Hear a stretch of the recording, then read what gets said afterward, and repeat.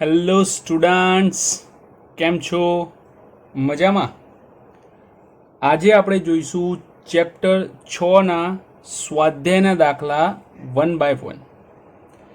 સૌથી પહેલો દાખલો, નીચેની આકૃતિઓ એ થી એફ દ્વારા વર્ણવેલ પરિસ્થિતિઓમાં પ્રેરિત વિદ્યુત પ્રવાહની દિશા જણાવો.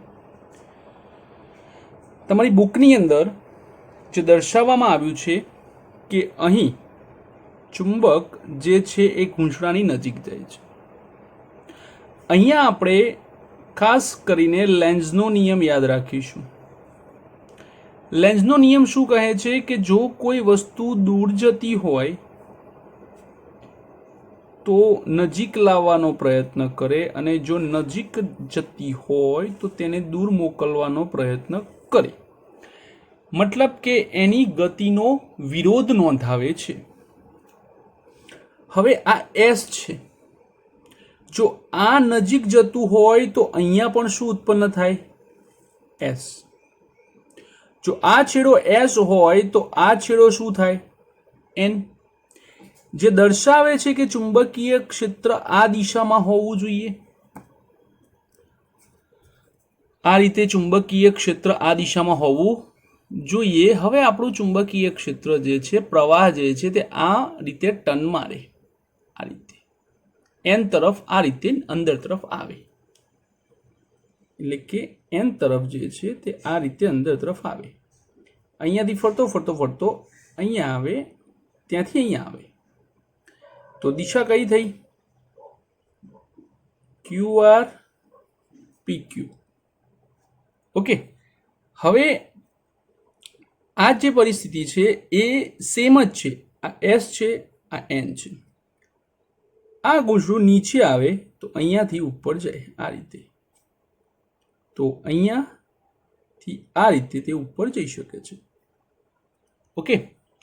તો બંને સેમ કેસ છે, પણ અહીંયા પરિસ્થિતિ બદલાય છે. પરિસ્થિતિ કેવી બદલાય છે કે અહીંયા જે છેડો છે તે દૂર જાય છે, જેથી આ ગૂંચળું તેને નજીક લાવવાનો પ્રયત્ન કરે. નજીક લાવવા માટે જો આ એન છે તો તેનો વિરોધી એસ બનવો જોઈએ. આ છેડો એસ હોય તો આ છેડો એન થાય આ દિશામાં. તો અહીંયા ક્ષેત્ર પરસ્પર વિરુદ્ધ દિશામાં છે તો પ્રવાહો પણ કેવા થાય? વિરુદ્ધ. આ નીચે આવે તો આ ક્યાં જશે? ઉપર. આ નીચે, આ દિશામાં.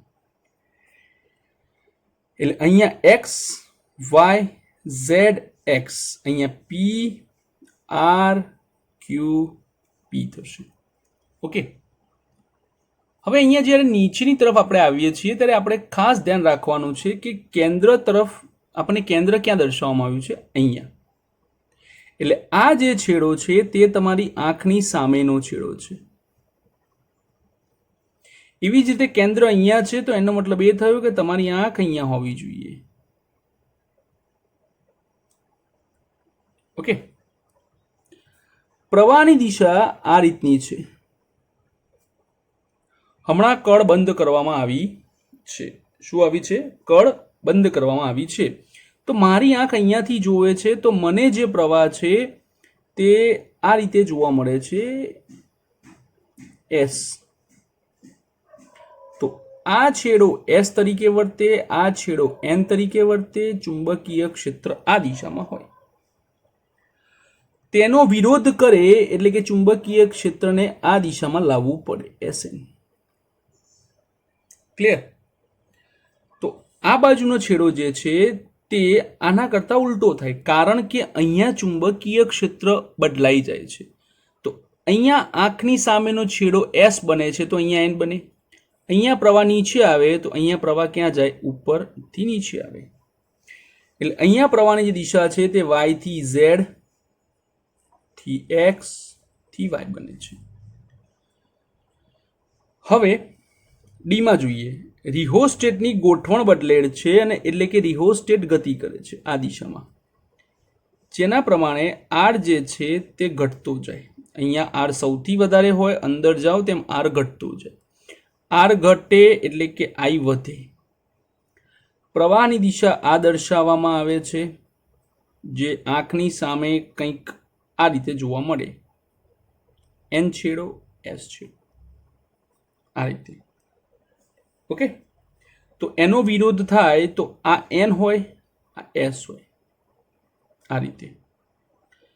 તો અહીંયા જે છે એન, તો અહીંયા એસ, આંખની સામેનો છેડો કયો છે? એસ, એટલે પ્રવાહ આ દિશામાં આવશે. Okay, sorry my mistake, S આ રીતે દિશામાં આવશે. ઓકે, આ રીતે બનશે ને. તો પ્રવાહ નીચે તરફ આવે, એક્સ થી ઝેડ થી વાય થી એક્સ. ઓકે,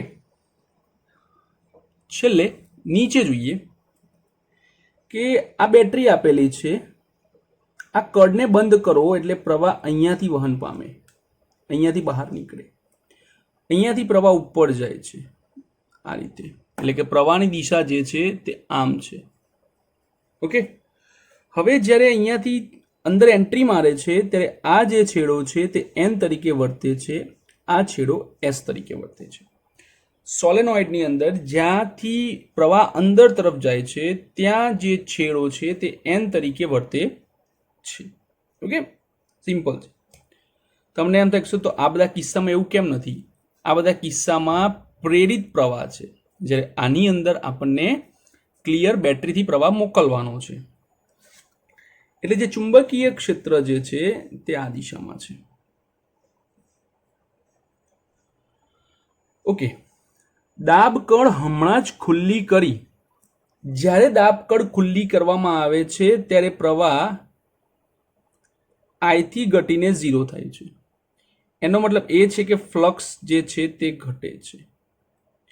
જો અહીંયા ઘટે તો અહીંયા વધારો નોંધે, અહીંયા વધારો નોંધે એટલે કે આનો હેલ્પિંગ બને એસએન, તે જ દિશામાં ચુંબકીય ક્ષેત્ર ઉત્પન્ન કરે. ઓકે, તો સિમ્પલ છે કે અહીંયા જો ચુંબકીય ક્ષેત્ર આ દિશામાં હોય તો પ્રવાહ જે છે તે આ રીતે જોવા મળે, એન થી એસ, સેમ ડાયરેક્શન. બહુ વિચારવાની જરૂર નથી. XR/X. અને છેલ્લે વિદ્યુત પ્રવાહ સ્થાયી દરથી ઘટે છે. ઓકે, આ સળિયો છે, આ સળિયામાં ચુંબકીય ક્ષેત્ર આ રીતે જોવા મળે આપણને. હવે આ ચુંબકીય ક્ષેત્ર આ વિભાગમાંથી પસાર થતું નથી, એટલે કે બી એ પૃષ્ઠ સાથે સંકળાતું નથી, માટે ફ્લક્સ પસાર થતું નથી. ફ્લક્સ પસાર ન થાય તો પ્રેરિત ઈએમએફ ન મળે, પ્રેરિત ઈએમએફ મળતું નથી. તો આ હતો તમારો પહેલો દાખલો. હવે આપણે જોઈએ સ્વાધ્યાયનો બીજો દાખલો. શું કહે છે? આકૃતિ દ્વારા વર્ણવેલ પરિસ્થિતિમાં પ્રેરિત પ્રવાહની દિશા નક્કી કરો માટે લેન્ઝનો નિયમ ઉપયોગ કરો. ક્વેશ્ચન આપેલા છે. એક નિયમિત આકારના તાર વર્તુળાકારમાં ફેરવાય છે. એનો મતલબ એ થયો કે આ જે તાર છે તેનું ક્ષેત્રફળ વધીને શું થાય છે? વર્તુળ થાય છે. એટલે કે આ તાર ધીરે ધીરે વર્તુળ આકારમાં કન્વર્ટ થાય છે આ રીતે, જેથી એનું ક્ષેત્રફળ શું થાય છે? વધે છે. ધ્યાનથી જોજો, એ શું થાય છે? વધે છે. એ વધે જેના કારણે ફ્લક્સ વધે. ફ્લક્સમાં વધારો થાય તો લેન્ઝના નિયમ પ્રમાણે આપણે શું કરવું પડે? ઘટાડો નોંધવો પડે. શું નોંધવું પડે છે? ઘટાડો નોંધવો પડે છે. તો ધ્યાનથી જોઈએ તો ઘટાડો કેવી રીતે નોંધાશે? તો અહીંયા જે ચુંબકીય ક્ષેત્ર છે તે અંદરની દિશામાં છે, તમારે ક્યાં જોઈશે? બહારની દિશામાં, એટલે કે આ રીતે. તો તમારો પ્રવાહ જે છે તે આ દિશામાં હોવો જોઈએ, આ રીતે, આ દિશામાં. અને આ કઈ દિશા થાય? વિષમઘડી દિશા થાય. કઈ થાય? વિષમઘડી. તો તમારો પ્રવાહ જે છે તે એ થી ડી થી સી થી બી આ દિશામાં કઈ દિશા આવે? એ થી ડી થી સી થી બી થી એ દિશામાં જોવા મળે છે. બીજું જોઈએ, એક વર્તુળાકાર ગાળો એક પાતળા સીધા તારમાં વિરૂપિત છે. ઓકે, વર્તુળ છે એમાંથી તાર બને છે, તો બસ વર્તુળમાંથી તાર બને છે તો આપણા કન્સેપ્ટને પકડો કે એ ઘટે, ફ્લક્સ વધે, સોરી માય મિસ્ટેક, ફ્લક્સ ઘટે, અને આપણે જો ઘટાડો જોઈતો હોય, સોરી ઘટાડો આપ્યો છે તો શું જોઈશે? વધારો. અને વધારો જોઈતો હોય તો આપણે શું કરવું પડે? ચુંબકીય ક્ષેત્રની દિશાઓ સમાન કરવી પડે છે. એટલે જે ચુંબકીય ક્ષેત્ર અહીંયા બહાર તરફનું છે તે બહાર તરફનું જ રહેશે. આ જ રીતે વિષમગળ દિશા, આ દિશા જે કઈ બતાવે છે? એ ડી સી બી થી એ. ઓકે, આ દિશામાં આપણે ચુંબકીય ક્ષેત્ર જોઈએ છે. ઓકે, તો આ છે તમારો બીજો દાખલો. હવે જોઈએ ત્રીજો દાખલો. રકમ શું કહે છે કે 15 આંટા પ્રતિ સેન્ટીમીટર કે એટલે આપણે સ્મોલ એન લેવાનું. કેટલા છે? 15 આંટા નીચે લખો પ્રતિ સેન્ટીમીટર. 15 આંટા પ્રતિ સેન્ટીમીટર એટલે 10⁻² મીટર. ઉપર જવા દઈએ તો 1500 આંટા પ્રતિ મીટર થાય. તમારે આંટા હંમેશા પ્રતિ મીટરમાં રાખવા જરૂરી છે. એક લાંબા સોલેનોઇડમાં તેની અક્ષને સમાંતર સોલેનોઇડની અંદર 2 સેન્ટીમીટર સ્ક્વેર ક્ષેત્રફળ ધરાવતો એક નાનો ગાળો મૂકેલ છે. સોલેનોઇડમાં વહેતો પ્રવાહ 0.1 સેકન્ડમાં 2 એમ્પિયરથી વધીને 4 એમ્પિયર સ્થાયી રીતે બદલાય છે. તો વિદ્યુત પ્રવાહમાં ફેરફાર વખતે ગાળામાં પ્રેરિત થતું ઈએમએફ શોધો. ગાળામાં માંગેલ છે, સોલેનોઇડમાં નહીં. તો સૌથી પહેલા સોલેનોઇડ દ્વારા ઉદ્ભવતું ચુંબકીય ક્ષેત્ર શોધો. કેમ? કારણ કે આ ચેપ્ટરના દાખલામાં ચુંબકીય ક્ષેત્ર અથવા તો ચુંબકીય ફ્લક્સ હોવું જરૂરી છે. બી બરાબર μ0 ni, બી બરાબર μ0 ni થાય છે. હવે પેલા જે બંધ ગાળા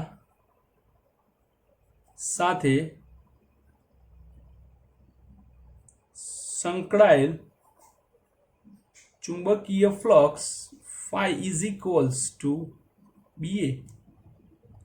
સર NBA ના આવે, ગાળામાં આંટા છે એવી કોઈ વાત કરેલી નથી એટલે NBA ની ચર્ચા આપણે કરીશું નહીં. બી બરાબર μ0 ni ક્ષેત્રફળ આખું આપેલું છે. તો આમ ગાળામાં પ્રેરિત ઈએમએફ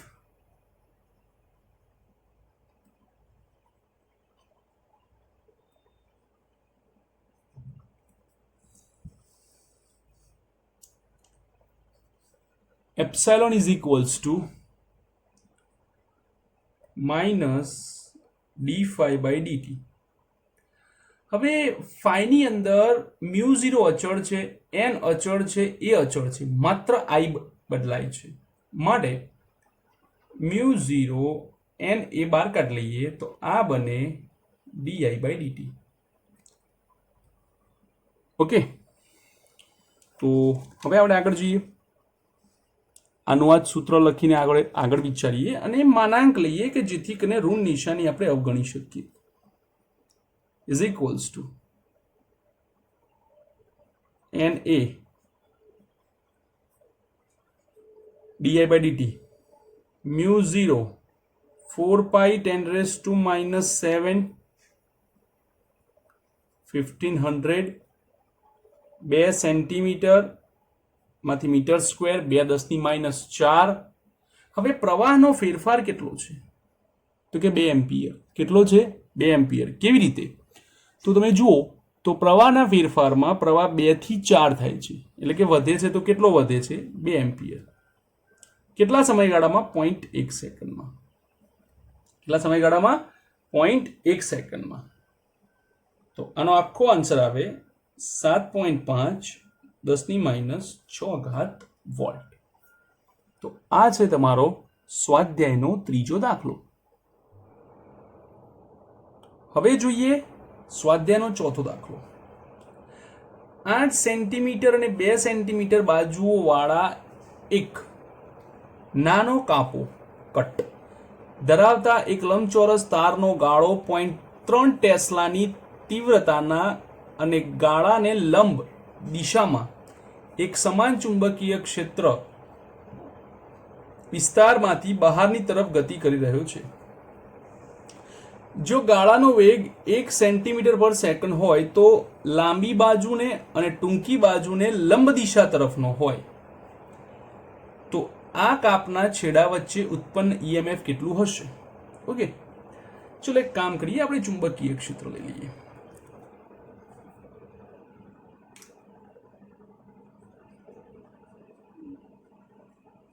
બહારનું પણ લઈ શકું છું, કારણ કે આપણે અહીંયા માત્ર મૂલ્યની ચર્ચાની વિચારણા છે, આગળની કોઈ વિચારણા છે નહીં. તો આ થયો આપણો ચુંબકીય ક્ષેત્ર. એવામાં એક ગાળો જેની લંબાઈ 8 સેન્ટીમીટર, પહોળાઈ 2 સેન્ટીમીટર, આ જે છે તે 8 સેન્ટીમીટર, આ જે છે તે 2 સેન્ટીમીટર. હવે શું કીધું છે કે લાંબી બાજુને લંબ દિશા, આ લાંબી બાજુ એને લંબ દિશા એટલે આ દિશા થઈ, એમાં ગતિ કરે છે. તો ઉત્પન્ન થતું પ્રેરિત ઈએમએફ શોધો. ઓકે, તો ગતિકીય ઈએમએફ આવશે કે સળિયાની ગતિથી ઉદ્ભવતું ઈએમએફ ઇઝ ઇક્વલ્સ ટુ બીએલવી. બી કેટલા છે? 0.3. લંબાઈ કઈ લેવાની? તો આ લંબાઈ લેવાની, ગતિની દિશાને લંબ લંબાઈ લેવાની. 8 સેન્ટીમીટર 10⁻² મીટર, 1 સેન્ટીમીટર પર સેકન્ડ 10⁻² મીટર પર સેકન્ડ. તો થશે 8 તરી 24 2.4 10⁻⁴ વોલ્ટ. હવે શું કહે છે કે પ્રત્યેક કિસ્સામાં પ્રેરિત વોલ્ટેજ કેટલા સમય માટે રહેશે? પ્રત્યેક કિસ્સામાં પ્રેરિત વોલ્ટેજ કેટલા સમય માટે રહેશે? આપણે સમય શોધવાનો છે. તો આપણે શું કરવું પડશે સમય શોધવા માટે? કે જ્યારે પણ આપણે સમય શોધવો હશે ત્યારે આપણે સૂત્ર લેવું પડશે ટી બરાબર વેગ બરાબર અંતર ભાગ્યા સમય. તો આ થશે અંતર ભાગ્યા વેગ. હવે તેને અંતર કેટલું કાપવાનું છે? ઓકે, તો અંતર પદાર્થની ગતિ કઈ દિશામાં છે? તારની. તો કે સમક્ષિતિજ દિશામાં. તો અંતર પણ કયું લેવાનું? સમક્ષિતિજ દિશાનું, 2 સેન્ટીમીટર. અંતર માટે જે દિશામાં ગતિ થતી હોય તે જ દિશામાં મૂલ્ય લેવાનું. 2 10⁻² મીટર ભાગ્યા, હવે તમારો વેગ આપેલો છે 1 સેન્ટીમીટર 10⁻². કેન્સલ, આન્સર છે 2 સેકન્ડ. ફરી સાંભળો, જ્યારે ઈએમએફ શોધો છો ત્યારે તમારી જે લંબાઈ છે તે ગતિને લંબ લેવાની, અને જ્યારે અંતરનો ઉપયોગ કરવાનો છે કે આ સળિયો બહાર કેવી રીતે નીકળે. તો એક સિમ્પલ કેલ્ક્યુલેશન વિચારો કે જો મારે આ સળિયાને બહાર કાઢવો છે તો આ સળિયો બહાર ક્યાંથી નીકળશે? અહીંથી નહીં નીકળે. પહેલા આ ભાગ નીકળશે, પછી આ ભાગ, પછી આ ભાગ, પછી આ, પછી આ, પછી આ, પછી આ, પછી આ, એટલે કે આ જગ્યાએથી સળિયો બહાર નીકળશે. તો એના માટે તમારે સળિયા માટે જે અંતર વાપર્યું છે તે આ દિશામાં. મતલબ સિમ્પલ, સળિયો જે દિશામાં ગતિ કરે છે તે દિશાનું અંતર લેવાનું. સળિયો સમક્ષિતિજ ગતિ કરે છે તો સમક્ષિતિજ અંતર લેવાનું. સિમ્પલ. બીજો જોઈએ, બીજો ભાગ પણ કંઈક આવો જ છે અને એ પણ ઇન્ટરેસ્ટિંગ છે. ભાઈ આ ચુંબકીય ક્ષેત્ર જે અંદર તરફ જાય છે, બરાબર, નિયમિત ચુંબકીય ક્ષેત્ર છે જે અંદર તરફ જાય છે. હવે આપણે જોઈએ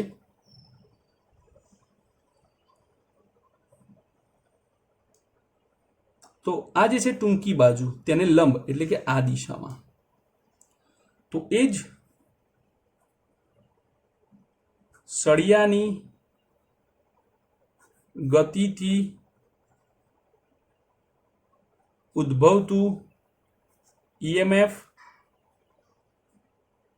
બી એલ વી, આ વખતે આપણે બી લઈએ, લંબાઈ ને પહોળાઈ અલગ અલગ. તો શું લેશો? તો ગતિ કઈ દિશામાં છે? તો કે ગતિ ઉર્ધ્વમાં છે, તો અંતર એટલે કે લંબાઈ સમક્ષિતિજમાં લેવાની. 0.3 2 સેન્ટીમીટર 2 × 10⁻², 1 સેન્ટીમીટર પર સેકન્ડ 10⁻² મીટર પર સેકન્ડ. તો આ થાય 0.6 10⁻⁴ એટલે કે 6 10⁻5 વોલ્ટ. આટલું ઈએમએફ ઉત્પન્ન થાય છે. હવે આગળ જઈએ સમય માટે. તો અંતર જે દિશામાં ગતિ થતી હોય તે અંતર લેવાનું. ઉર્ધ્વમાં ગતિ થાય છે તો ઉર્ધ્વમાં અંતર લેવાનું. પહેલા આ ભાગ બહાર નીકળે પછી આ નીકળે. તો આ વખતે અંતર આવશે 8 10⁻² ભાગ્યા 10⁻². 8 સેકન્ડ સુધી ઈએમએફ જળવાઈ રહે છે. તો આ છે તમારો સ્વાધ્યાયનો ચોથો દાખલો.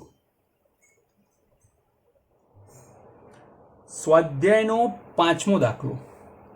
1 મીટર લંબાઈ ધાતુના સળિયાને લંબ અને તેના કોઈ એક છેડામાંથી પસાર થતી અક્ષને અનુલક્ષીને 400 રેડિયન પર સેકન્ડની કોણીય આવૃત્તિ સાથે પરિભ્રમણ કરાવવામાં આવે છે. આ સળિયાનો બીજો છેડો એક વર્તુળાકાર ધાતુની રિંગના સંપર્કમાં છે. અક્ષને સમાંતર 0.5 ટેસ્લાનું અચળ અને એક સમાન ચુંબકીય ક્ષેત્ર દરેક સ્થળે અસ્તિત્વ ધરાવે છે. આ કેન્દ્ર અને આ રિંગ વચ્ચે ઉત્પન્ન ઈએમએફ ની ગણતરી કરો. ક્લિયર? હવે અહીંયા એવું કીધું છે કે આ એક રિંગ છે, બરાબર, એના કેન્દ્રથી અહીંયા એક આ સળિયો છે અને આ સળિયો આ દિશામાં ભ્રમણ કરે છે આવી રીતે. હવે પ્રેરિત ઈએમએફ તો આપણને ખબર છે કે જ્યારે કોણીય ગતિ થતી હોય અથવા તો વર્તુળમય ગતિ થતી હોય, વર્તુળમય ગતિ માટે ઈએમએફ બી, હવે વેગને લઈએ ઓમેગા લઈશું, કોણીય વેગ બી ઓમેગા L²/2, બી 0.5 ટેસ્લા, ઓમેગા 400 રેડિયન પર સેકન્ડ, 1/2 1/2 200 100 વોલ્ટનું ઈએમએફ ઉત્પન્ન કરે છે. તો આ છે તમારો સ્વાધ્યાયનો પાંચમો દાખલો. સ્વાધ્યાયનો છઠ્ઠો દાખલો. 8 સેમી ત્રિજ્યાના અને 20 આંટાવાળા ગૂંચળાને ઉર્ધ્વ વ્યાસને અનુલક્ષીને 3 10⁻² ટેસ્લા મૂલ્યના એક સમાન સમક્ષિતિજ ચુંબકીય ક્ષેત્રમાં 50 રેડિયન પર સેકન્ડ ની કોણીય ઝડપથી ગુમાવવામાં આવે છે. આ ગૂંચળામાં પ્રેરિત મહત્તમ અને સરેરાશ ઈએમએફ મેળવો. જો ગૂંચળું 10 ઓહ્મ અવરોધનો એક બંધ ગાળો રચે તો ગૂંચળામાં પ્રવાહના મહત્તમ મૂલ્યની ગણતરી કરો. જૂલ હીટિંગને કારણે સરેરાશ પાવર વ્યયની ગણતરી કરો. સૌથી પહેલા તો કેટલાની ગણતરી કરવાની છે? તો એક મહત્તમની, એક સરેરાશ ઈએમએફની, એક પ્રવાહના મહત્તમ મૂલ્યની અને એક સરેરાશ પાવર વ્યયની. આ ચાર વસ્તુની ગણતરી કરવાની છે. આપેલું શું છે જરા એની ડિટેલ લઈ લઈએ. તો આપેલામાં આપણે ત્રિજ્યા આપેલી છે 8 સેન્ટીમીટર 10⁻² મીટર. આંટા આપેલા છે 20. ચુંબકીય ક્ષેત્ર આપેલું છે 3 10⁻² ટેસ્લા અને ઓમેગા આપેલો છે 50 રેડિયન પ્રતિ સેકન્ડ. ઓકે, આપણે આટલું આપેલું છે, જેની મદદથી આપણે બહુ જ સરળ રીતે મહત્તમ ઈએમએફ શોધી નાખીએ. તો જનરેટરની થિયરીમાં આપણને મળ્યું હતું કે પ્રેરિત મહત્તમ ઈએમએફ વર્તુળમય ગતિથી અથવા તો કોણીય ગતિથી પ્રેરિત મહત્તમ ઈએમએફ વીએમ બરાબર નવાબ. ઓકે, હવે એન ડબલ્યુ પાઈ આર સ્ક્વેર બી, એન કેટલા 20, ઓમેગા કેટલા 50, પાઈ કેટલા 3.14, ત્રિજ્યા 8 10⁻², બી કેટલા 3 10⁻² ટેસ્લા. ઓકે, આ બધી કિંમતો મૂકીએ તો જવાબ આવે છે 0.6 વોલ્ટ. કેટલો આવે છે? 0.6 વોલ્ટ. હવે આપણે ગણતરી કરવાની છે કે સરેરાશ પાવરની. હવે આ સરેરાશ પાવરનું જે સૂત્ર છે એક્ઝેક્ટલી ચેપ્ટર નંબર 7 માં આવે છે. એટલે અત્યારે હાલ તમારે ખાલી આને યાદ રાખવું પડશે. એના માટે તમારે ચેપ્ટર 7 ના વિડીયો જોવા પડશે. સરેરાશ પાવરની ગણતરી આપણે કરીએ. સોરી, પહેલા સરેરાશ વોલ્ટેજ લઈ લઈએ. તો સરેરાશ વોલ્ટેજની આપણે જ્યારે ગણતરી કરીએ છીએ ત્યારે સરેરાશ વોલ્ટેજ એટલે કે V બરાબર 1/T 0 થી T. 1/T એટલે શું? સમય વડે ભાગ્યા. સંકલન એટલે શું? સરવાળો. VDT 1/T. V બરાબર નવાબ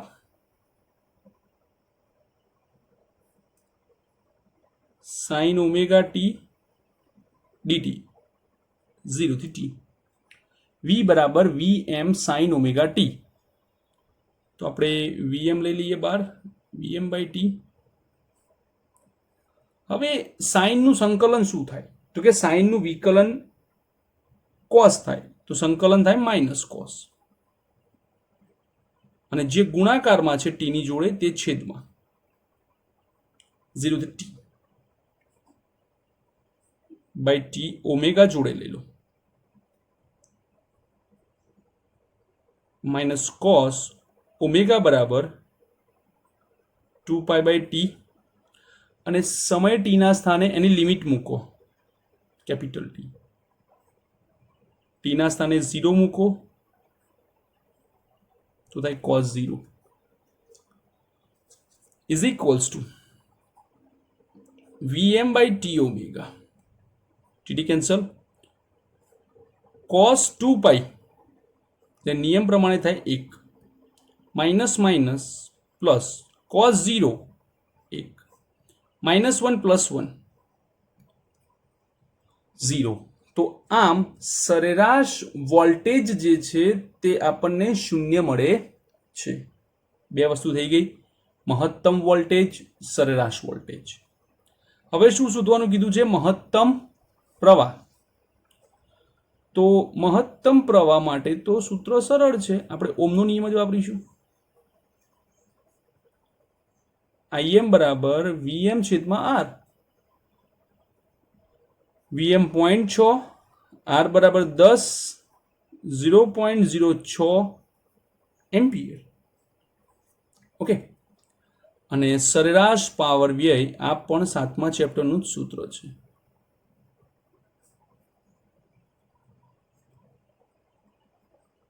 P બરાબર VM IM by 2 0.6 0.06 by 2 0.018 vote આપણને મળે છે સરેરાશ કિંમત. ઓકે, તો આ છે તમારા સ્વાધ્યાયનો 6થો દાખલો. સ્વાધ્યાયનો 7મો દાખલો. પૂર્વથી પશ્ચિમ સુધી વિસ્તરેલ 10 મીટર લંબાઈના એક સમક્ષિતિજ સીધો તાર 5 મીટર પર સેકન્ડ વેગ લંબાઈની ઝડપથી પૃથ્વીના ચુંબકીય ક્ષેત્રના સમક્ષિતિજ ઘટક 0.3 10⁻6 વેબર પર મીટર સ્ક્વેરને લંબરૂપે નીચે પડી રહ્યો છે. તો યાદ રાખો, સળિયો જે ક્ષેત્રને લંબરૂપે ગતિ કરે તેના માટે જ આપણે આ ગણતરી કરવાની છે. ઓકે, આ સળિયો સીધો લંબ ગતિ કરે છે એટલા માટે ચુંબકીય ક્ષેત્રનો સમક્ષિતિજ ઘટક લીધો છે. તો સળિયામાં પ્રેરિત EMF નું મૂલ્ય શું હશે?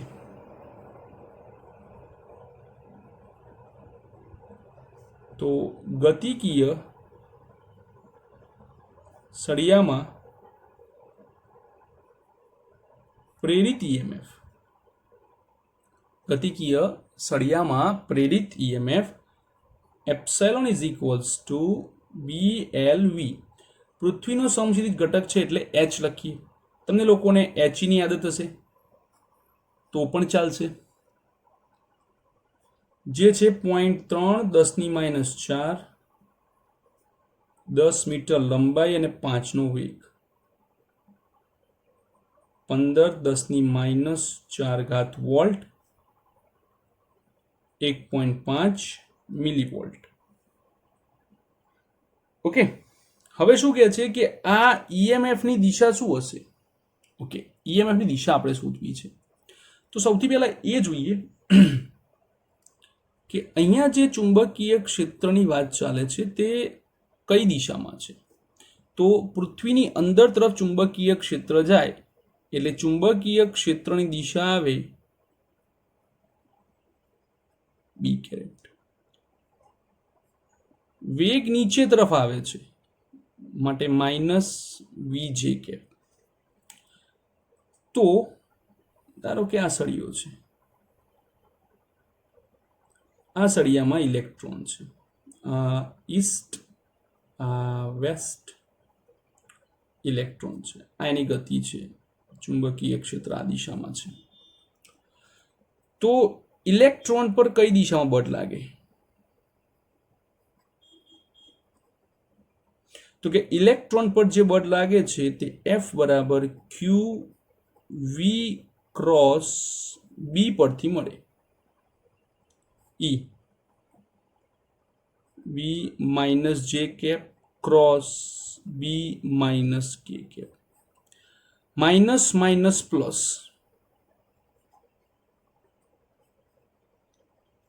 J cross K, minus minus plus J cross K. J cross K એટલે I.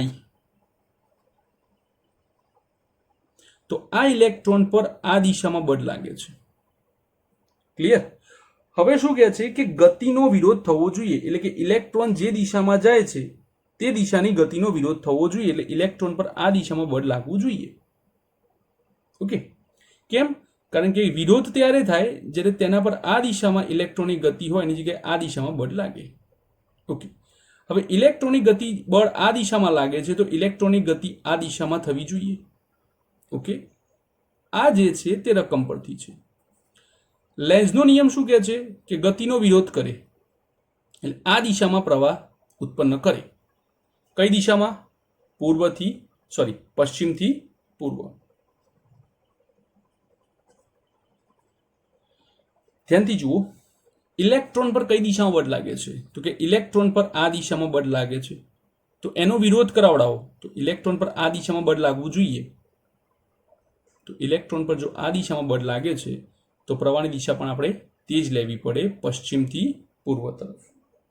ઓકે, હવે એવું કહે છે કે આ તારનો કયો છેડો ઊંચા સ્થિતિમાન તરફ હશે? હવે જો પ્રવાહ આમ જાય તો સ્વાભાવિક છે કે વેસ્ટ અને ઈસ્ટમાં હંમેશા પ્રવાહ ઊંચા સ્થિતિમાનથી નીચા સ્થિતિમાન તરફ જાય છે.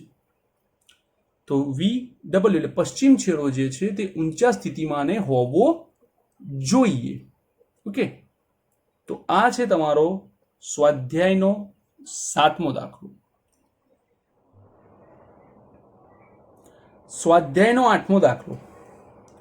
એક પરિપથમાં 0.1 સેકન્ડમાં વિદ્યુત પ્રવાહ 5 થી ઘટીને 0 થાય છે, ઘટાડો દર્શાવે છે. 200 વોલ્ટનું સરેરાશ EMF પ્રેરિત થાય તો આ પરિપથના આત્મપ્રેરકત્વનો અંદાજ લગાવો. તો જે પ્રેરિત EMF છે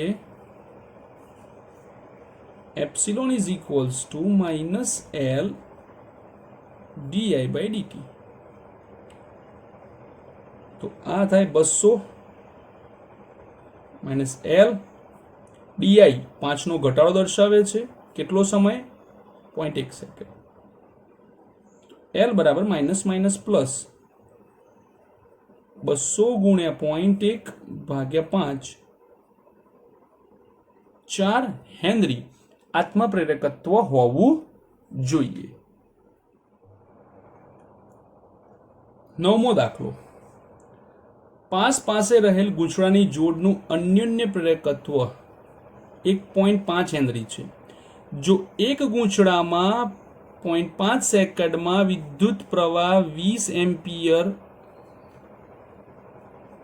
નો ફેરફાર થતો હોય તો અન્ય ગૂંચળા સાથે સંકળાયેલ ફ્લક્સનો ફેરફાર શું દર્શાવે છે?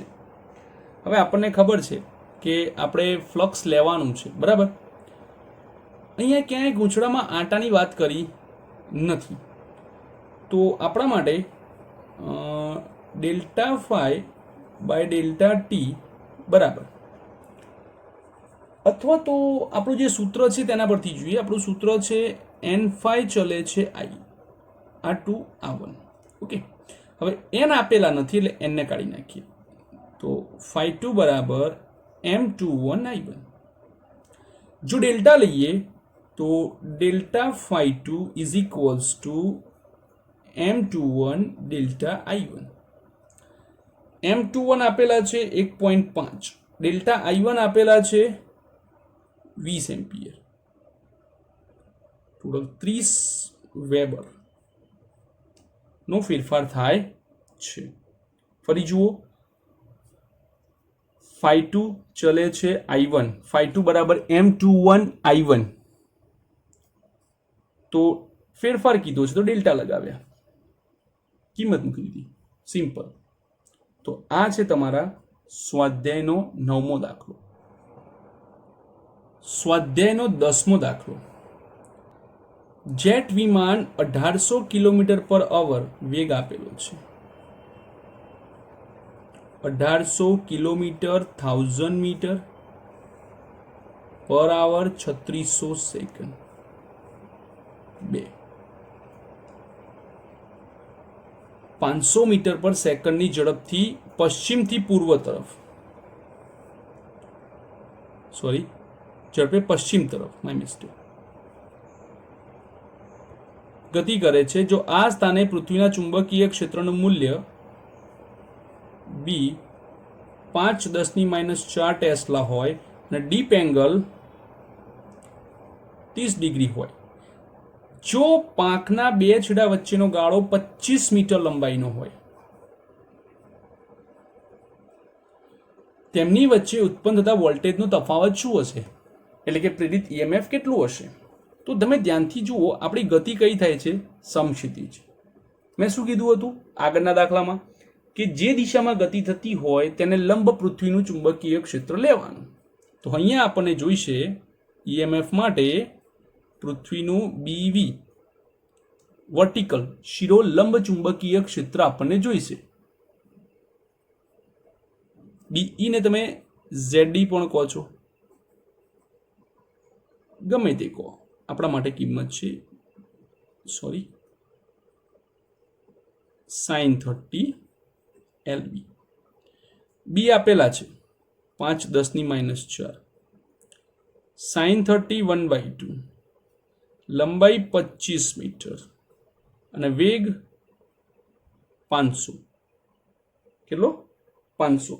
તો આખાની ગણતરી કરો, આપણને જવાબ મળે છે કે 3.125 વોલ્ટ. 3.125 વોલ્ટ આન્સર મળે છે. તો આ હતા તમારા સ્વાધ્યાયના દાખલા. Thank you for watching this video.